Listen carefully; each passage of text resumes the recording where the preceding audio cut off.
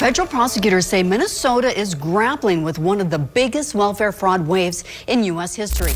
Did money from Minnesota taxpayers earmarked to feed hungry children wind up in the hands of a Somali terrorist group? The allegations center around a massive welfare fraud case being brought in Minnesota. 30 arrested tonight in a billion-dollar trafficking empire hidden in plain sight. At 4:23 a.m., the streets of Minneapolis went silent. Not from the winter cold that turned breath into fog, from a federal communications blackout that cut cell towers and turned a 6-block radius into a dead zone.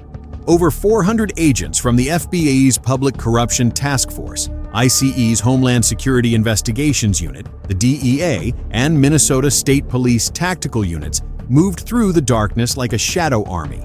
Armored vehicles idled at intersections along Portland Avenue South. Black Hawk helicopters circled overhead with thermal imaging locked on 19 locations across Minneapolis and St. Paul. Radio silence. No sirens, no warnings. Their target wasn't a drug warehouse or cartel safe house. It was the most audacious fraud scheme federal investigators had ever documented on American soil.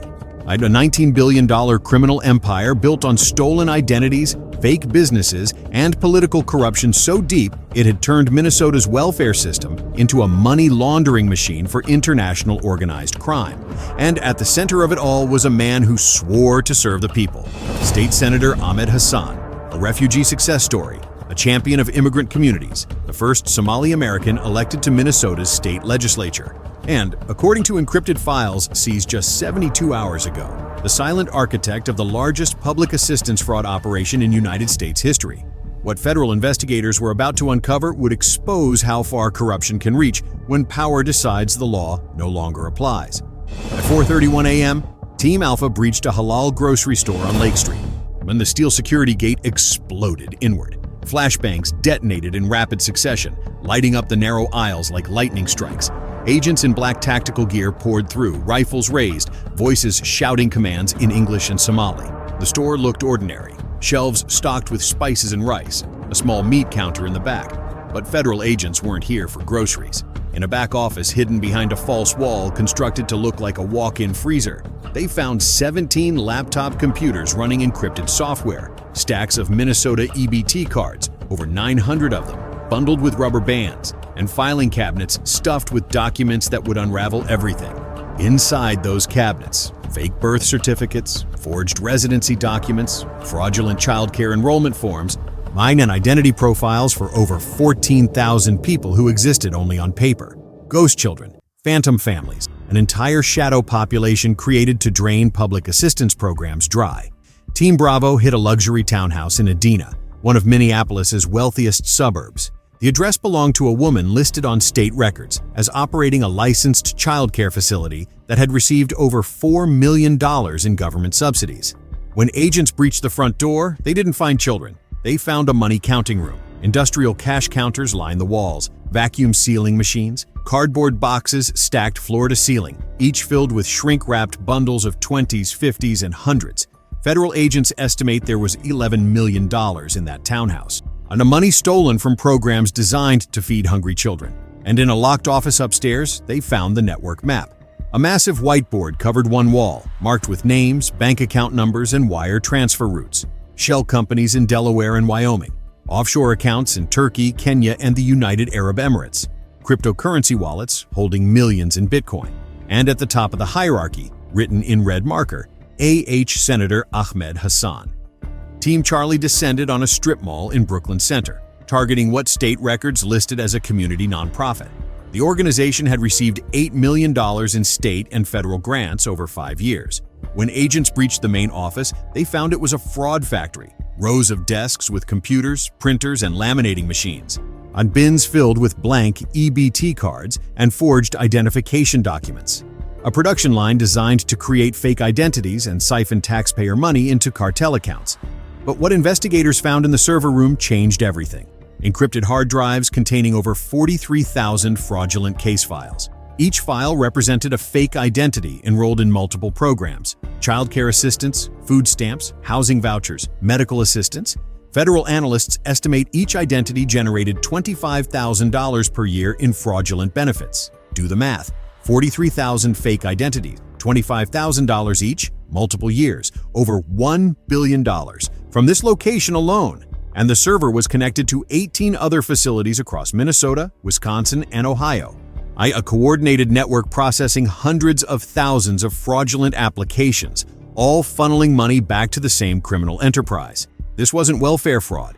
This was industrial-scale looting of the American social safety net. It began 19 months earlier when a Minnesota Department of Human Services auditor named Grace Miller noticed something impossible. A single child care provider had billed the state for caring for 273 children simultaneously. The facility was licensed for 48. When Miller flagged it, her supervisor told her to close the case. Processing error. Don't waste time on it. But Miller didn't close it. She started digging. Over 3 months, working off the clock, she identified a pattern. Dozens of child care facilities were billing for impossible numbers of children. Kids who didn't exist, using social security numbers belonging to dead people or infants who had never been born. The facilities had one thing in common. They were registered to shell companies controlled by the same network.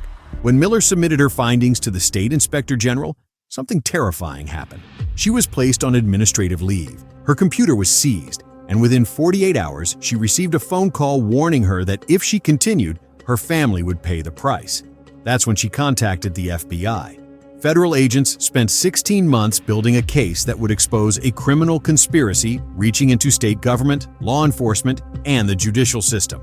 The operation had 5 layers. Layer 1, identity theft and fabrication. The network obtained personal information from data breaches and stolen medical records. They created thousands of fake identities with forged documents. Layer 2, fraudulent business creation. Using fake identities, they registered hundreds of child care centers and community organizations that existed only on paper but had legitimate licenses and bank accounts. Layer 3, benefits enrollment. The fake identities were enrolled in every public assistance program. Caseworkers approved applications without verification because the system was sabotaged from within. Layer 4, money extraction. Benefits were converted to cash through EBT card trafficking, fake invoicing, and shell company payments. Money was immediately wired offshore or converted to cryptocurrency. Layer 5, political protection. When Senator Hassan used his position on the Health and Human Services Committee to block oversight, delay audits, and silence whistleblowers, he directed state funding to network-controlled organizations and personally intervened to protect facilities flagged for investigation. Internal emails showed he authorized over $4 million in payments to corrupt state employees. Caseworkers received between $50,000 and $200,000 each to approve fraudulent applications. State auditors were paid to bury reports. Even judges received cash to dismiss criminal cases. This wasn't corruption. This was engineered treason against Minnesota taxpayers. Federal agents allege the network moved $19 billion through this scheme over 8 years. $19 billion stolen from programs designed to help the most vulnerable Americans. Instead, it bought mansions in Dubai, luxury cars in Nairobi, and armed security for cartel bosses operating across 3 continents. At 5:47 a.m., inside a federal command center at the Minneapolis FBI field office, a digital war map lit up with over 90 red markers across Minnesota, Wisconsin, Ohio, and South Dakota. Every marker was a target. The operation had a name: Northern Exposure. Over 800 federal agents, 27 SWAT teams, surveillance aircraft from U.S. Customs and Border Protection, forensic accountants from the IRS. The raids began at dawn. In Minneapolis, agents stormed 14 child care facilities simultaneously. Not a single child was present at any location. They found money-counting rooms, document forging stations, and evidence of over $600 million stolen from child care programs. 43 individuals arrested on federal racketeering charges. In St. Paul, agents raided 7 halal grocery stores operating as EBT card trafficking hubs. Owners were buying food stamp benefits at 50 cents on the dollar and billing the government for full value. $300 million in fraudulent transactions over 5 years. 19 arrests and $11 million in cash seized. In Brooklyn Park, ICE agents breached a warehouse containing the operation's central processing facility.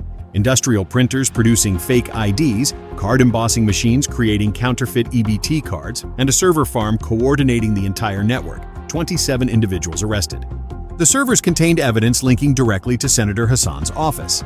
And in Wayzata, at Senator Hassan's lakefront estate valued at $8 million, FBI agents executed a no-knock warrant at 6:04 a.m.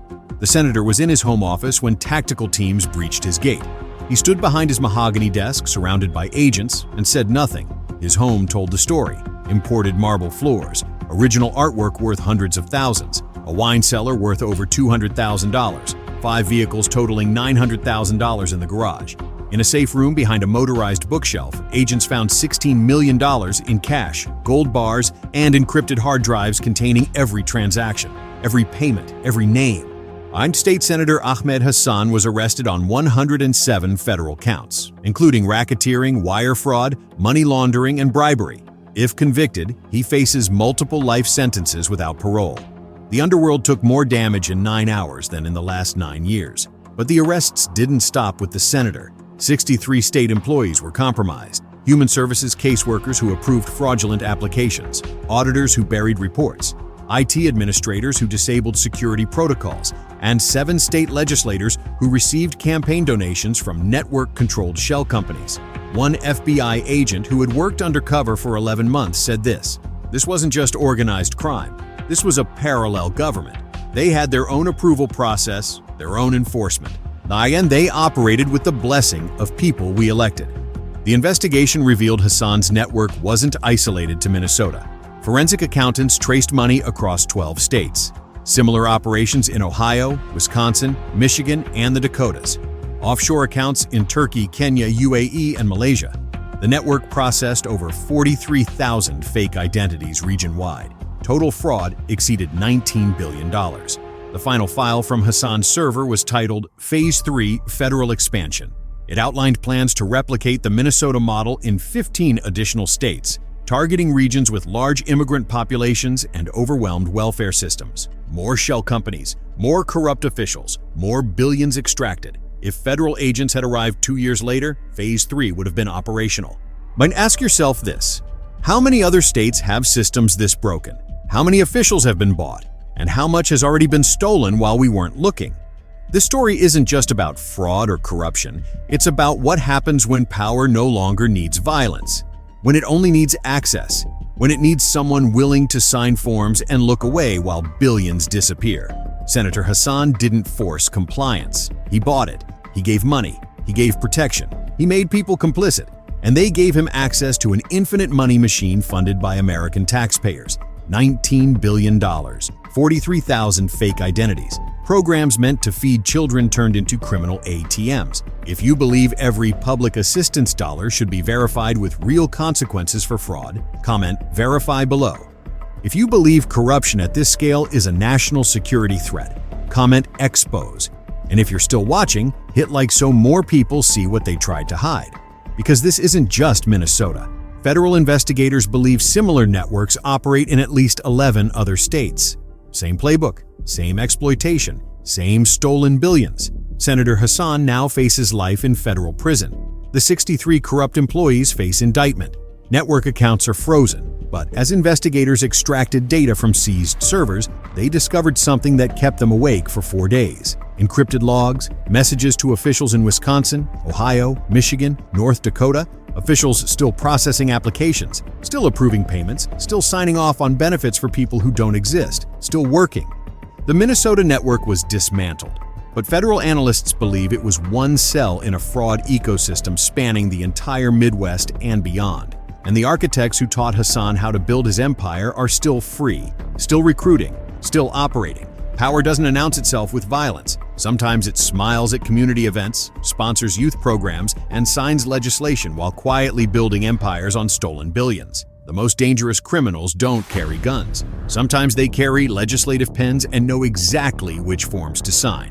Stay vigilant, because the next champion of social programs you see might already be the one stealing from them.